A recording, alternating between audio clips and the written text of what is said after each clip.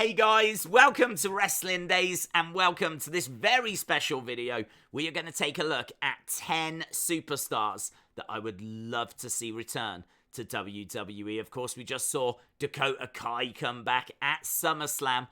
Now that Triple H is in charge, anything goes, right? So I've gone back, I've looked at those superstars released over the past few years. And these are the names that really jumped out to me. So these are 10 superstars that I hope Triple H can find a way of bringing back. They're not in any order, but the one that I'm probably most excited about, I have left till the very end. So let's get started, shall we? And honestly, I'm really excited about this first one. This first one was probably in contention for being up there. It is the Iiconics. I love the Iiconics, and I am not ashamed of it. Both girls can work. Billie Kay, Peyton, Royce. Both of them can go in the ring. I saw Peyton Royce have a great match against Asuka at a live show, actually, when NXT came over to the UK. Billie Kay, genuinely to me, is one of the funniest superstars of the past few years. Like, she was so entertaining. Her facial expressions, her backstage interviews, her resume. When they separated them and she was trying to find a new partner, a new faction, a new way forward, and she was handing out her resume, trying to get any job, to try and do anything, find a purpose in WWE, and she was handing out this resume, and it was so entertaining. So I would definitely look to bring back the Iiconics. I think they really add to the entertainment side of it. And not only that, women's tag team. And we know that women's tag team wrestling is going to be important again because there's rumors of Sasha and Naomi coming back. I would imagine that the tag belts will return as well. We know they've just brought the tag titles, women's tag titles, back to NXT. So they're still running down there. So if you've got in your developmental women's tag team titles, you've got to think the plan is still to then be churning out women's tag teams. Well, they're going to need something to do. So, I think I could see those tag titles returning to the main roster. And so, why not add another team? Why not add the Iiconics? Next, we've got Braun Strowman. Braun Strowman. Now, there's lots to say about Braun Strowman. I really like him, but I did think he lost his way. I think that he stopped being as intimidating. Braun Strowman, to me, was at his best when he was in the Wyatt family with the black sheep's mask. And then as soon as we started getting things like, get these hands, I mean, that's just not something that people say. I've never in my life heard anyone say, you're going to get these hands. I've never heard that. And it just felt so fake. It just felt like a slogan to sell t-shirts, to be honest. And so it just didn't really connect with this monster, this absolute beast, this scary man who's going around saying, get these hands. And not only that, when he was doing his running around on the outside of the ring, his shoulder barges, and then they used to play train noises. I don't know if you remember that from the Thunderdome kind of time. Again, I feel like we need to bring him back and put him in a faction. It was actually mentioned in the watch-along the other day how great he would be in Judgment Day. And I think he would. I think Judgment Day needs someone with size and some muscles. You've got Damian Priest. He's tall. He's got muscles. But he's not Braun Strowman. And he's not like Brock Lesnar. I feel like they could do with a real monster. And so I would bring back Braun, put him in Judgment Day. Next up, before Theory, there was Tyler Breeze. Tyler Breeze. If you watched NXT around 2014, 2015, then you will have seen Tyler Breeze. So impressive. Great in-ring, very smooth. He worked really well in the mid-card scene. He was never champion, but, not everyone is going to be champion. And so you do need people around the mid-card, and that's absolutely fine. And Tyler Breeze was solid. He was so solid. He was so smooth. In fact, I think he's got his own training school. So that might be what he does now, is actually trains wrestlers. He had a great character as well, where he used to come down with a selfie stick and love himself. As I said, very much like Theory, where Theory comes down with his phone filming himself. Tyler Breeze was doing that 7 years ago, where he had a selfie stick and he was doing it. So It feels to me like he had all this potential. I mean, NXT TakeOver Brooklyn, he faces Jushin Thunder Liger. Like, Japanese legend comes over, and they find a real competitor for him to go up against. Really good match as well. Really entertaining match. But once he gets to the main roster, I mean, that's it, isn't it? He bumps into Vince McMahon, and that's the end, really. He ends up going in Breezango, which is, again, you know, Fandango. You could bring him back as well. You could bring this team back. Again, if Triple H is going to start investing in tag team wrestling, maybe Breezango would be a good shout. For me, I think Raw this week, and at the time of recording this, it's just after SummerSlam 2022. For me, it just lacked a little bit in the way of humour. It lacked a little bit of that kind of sports entertainment. There was a lot of wrestling, which was fantastic. The matches we actually got, I think, were very strong. But I really did miss some of those kind of comedy segments. Not the silly comedy, not the 24/7 stuff, right? Not Ms. TV stuff, right? But there's still really funny stuff that can take place on WWE. As I said, I loved what the Iconics used to do. And I thought that Breezango was funny as well. So they could really help with that kind of workload. So rather than just bringing in people to be like people to face Roman and main eventers, like, you do need tag teams. You do need people in the mid-card. You do need people like R-Truth. I mean, how important is R-Truth? How much does he bring to the shows, you know? So you need people like that. I think this would be a wise return, let's put it that way. Next, Sarah Logan, another wise return. Sarah Logan, because she could work with the Viking Raiders. She's obviously married to one of the Viking Raiders, so she could work with them. You could do a great feud between them and Judgment Day. Obviously, Rhea Ripley is in Judgment Day. Down in NXT, you've got Legado del Fantasma. So, again, you know, you could call them up, do a great feud there. In fact, like, there's a few options. I really like the idea of her coming back and blaming Liv Morgan, saying that Liv Morgan somehow played a part in her losing her job. And now Liv Morgan's got everything, and Sarah Logan's got nothing. And she could, like, be really bitter about it, kind of blaming her for it. Of course, it's not true. You know, you could bring her back as a heel. And, like, you could bring Sarah Logan back as a heel and have Liv Morgan as the face. It could break Liv Morgan's heart. Why are you saying this? Of course that's not true. I love you. You're my best friend. All that kind of stuff. I think it'd be a great feud. So, yeah, I think there's some real advantages to bringing back Sarah Logan. So, I think that's a phone call Triple H should make. Next up, Bray Wyatt. Bray Wyatt, this is the one that a lot of you will have been waiting for. This is, I think, when most people clicked on the video, this is the name they were, I don't know, hoping to hear or expecting to hear. And I would absolutely bring back Bray. I'm not a fan of the supernatural stuff in wrestling, so I would stay away from that personally. But I would bring back Bray. I think he's a very, very good creative mind. I think that I might be tempted to bring back like a Wyatt family of sorts. But to be honest, I think I would sit down with Bray and say, what do you want to do? Like, what do you want to do? And see what he can come up with. I feel like you could do The Fiend, and I think a lot of people would like to see The Fiend. And I think if Bray comes back, you've absolutely got to show them The Fiend at some point. But I think I'd be more interested in either the Wyatt family or something new. For me, The Fiend was always about looking back. You know, if you think about the Funhouse, how the puppets are kind of named after things that happened in the past. And you've got, obviously, him attacking different people because he feels like he needs to get revenge on them. And so they had, like, connections to the past. You know, there was always people saying, like, who's his next victim going to be? Who wronged him? When he was, like, just Bray Wyatt and, like, The Fiend, it kind of felt like he was getting revenge. For me, I think we've just gone through such a massive reset. I think that WWE now is in such a different place with Triple H in charge of creative and Vince McMahon gone, that I just don't know that The Fiend needs to be looking back anymore. It doesn't feel like this is a time to look back. It feels like this is a time to be excited for the future. This is a time to be looking forwards. hence why we're doing this video, where we're talking about, well, now Vince has gone, who might return?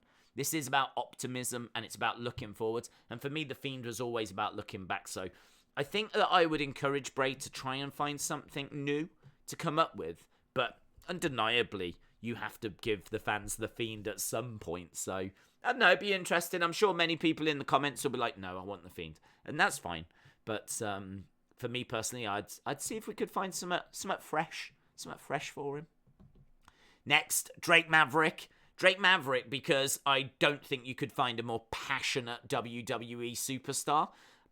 Liv can say what she wants, but Drake Maverick has shown it time and time again. Burst into tears when he got released, burst into tears when he re-signed. They gate-crashed his wedding to do a 24/7 thing as well. He has wet himself on TV when he was part of AOP and the manager for them. He's been a manager, he's been a GM, he's been in a tag team, he's been a solo star.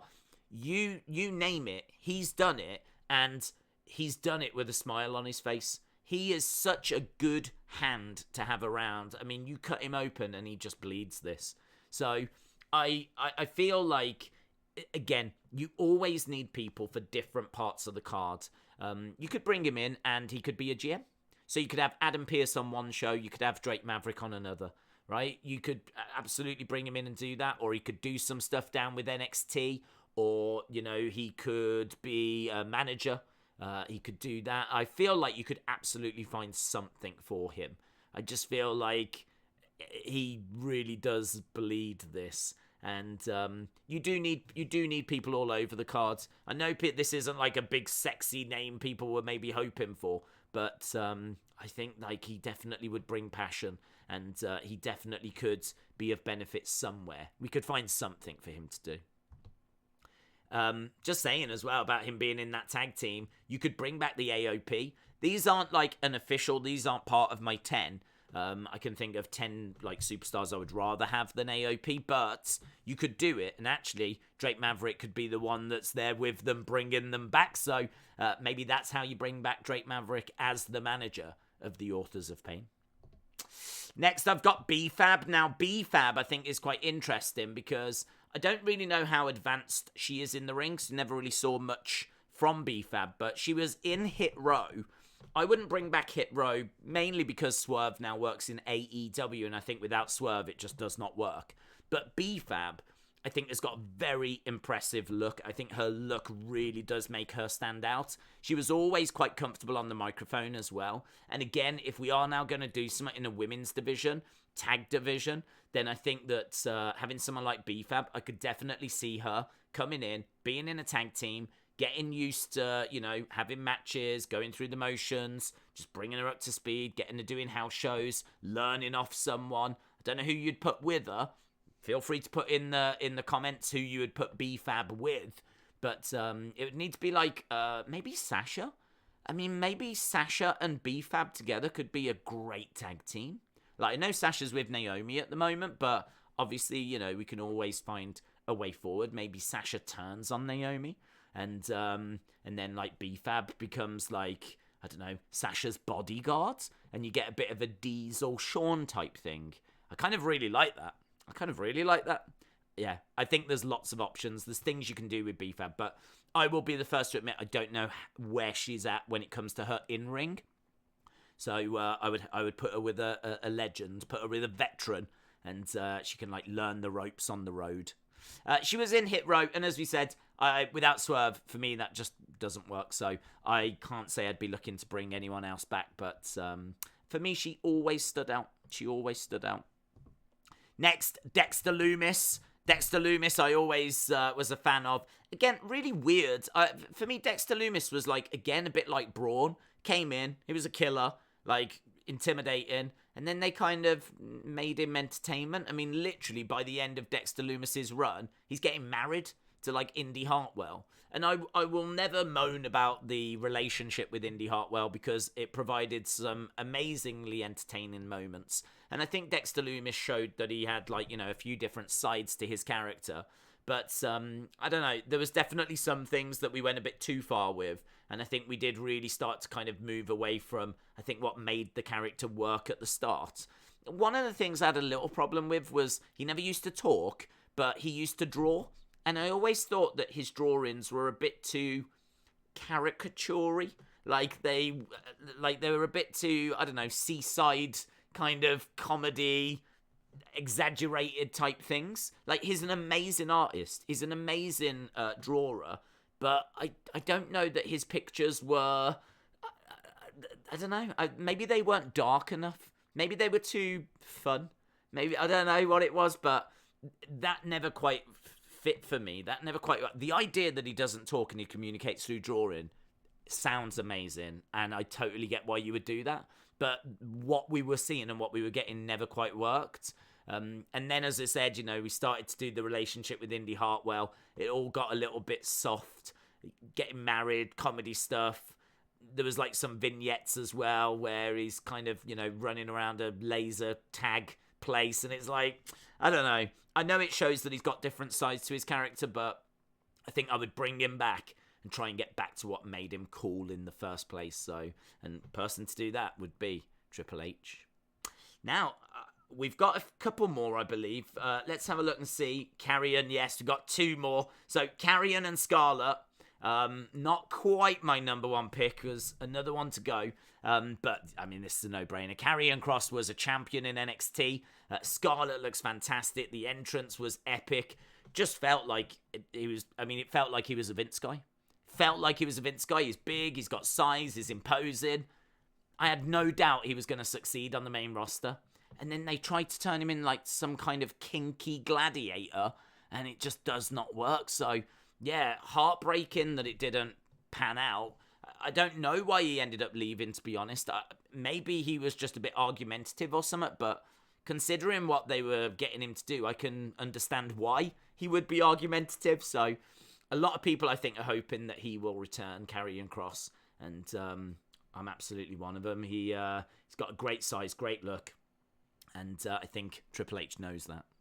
Final ones then, and I don't think these will be a surprise. If you haven't worked it out by now, then, I mean, obviously you'll get it in a sec when I show you the picture, but there they are. It's got to be Johnny Gargano and Candice LeRae. Johnny Gargano, Candice LeRae, I'm going to put them both together. I want them both to return. For me, they're just it. I mean, I think Johnny is, if you want to talk about the most important person other than Triple H in the history of NXT, I think it is Johnny Gargano.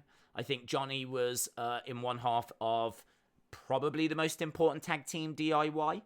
Then I think, he's had more 5-star matches from Dave Meltzer than I think I might be saying anyone else in WWE history.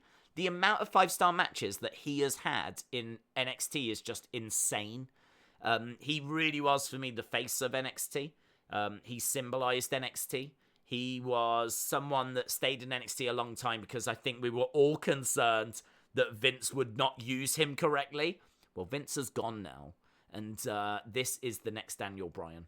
This is the next Daniel Bryan. This is the next guy that can go on to win a title and have that yes or mania moment. I have no doubt about that whatsoever. No doubt about that. This is the guy. This is your next Daniel Bryan. If Daniel Bryan left, and he did actually, because he choked out, I can't remember who it was, but he choked out someone, and so he did end up going. And was it Matt Striker? I don't think it was, but that's the name that's coming to mind. But he choked him out, and he ended up going, and of course they end up bringing him back. Well, we're in that situation now with Johnny, so I know they want him back. It's just, does he want to come back? And he's got to be intrigued. He's got to be intrigued now that Triple H is in charge of everything. And Candice, I mean, look, Candice, I don't know if she'll return. They've just had a kid, so I don't know if she'll return. But I hope she does. What a wrestler. Well, I mean, she's so great on a mic as well. Great promo. I saw a great match between her and Mia Yim, street fight thing. In fact, she had a few great matches down in NXT. But it's her personality and obviously her relationship with Johnny that really, and her relationship with Indy was so much fun. And of course, this all ties in with Austin Theory now, because he used to be in the group with these guys called The Way. So it's just, it just makes perfect sense. I mean, honestly, there was a lot of expectation and hope that we would see Johnny at SummerSlam. Obviously, it never happens, and there's a lot of disappointment, but just got to hope that it's being worked on. So, and that's it, guys. That is the list. That is the 10 superstars. Maybe there was a few more chucked in there. I know we went off on a few tangents, but that is the list of 10. Let me know your thoughts down below. Is there someone here that you really out of that list would want to see return? Is there someone we didn't mention that you would be desperate to see return? I didn't include anyone that went to AEW because it feels like they're pretty much locked down. I don't know if some of these might be under like MLW contracts or some other kind of contracts, but I'm pretty sure they could get them out of those. I don't know they'd get them out of an AEW contract. I don't think Tony Khan's going to look to want to lose any talent to WWE if he can avoid it. So that's why I didn't include those. Otherwise, we could have been chatting about Daniel Bryan, Keith Lee, could have been speaking about Jon Moxley. I know they weren't released, but they are people that obviously are on the out of WWE that people would love to see return. But I didn't include them for that reason. So let me know your thoughts down below. Really appreciate you joining us, and I hope you enjoyed this video. We could do more of these if this is something people enjoy, where we sit down and just get stuck into a subject for like 20 minutes or so. And I'm quite happy to do that. So again, let me know down in the comments below if you would like more of these types of videos. And if so, what kind of topics would you like to wrestle with? Awesome, guys. Thanks for watching. I'll see you next time. Bye for now.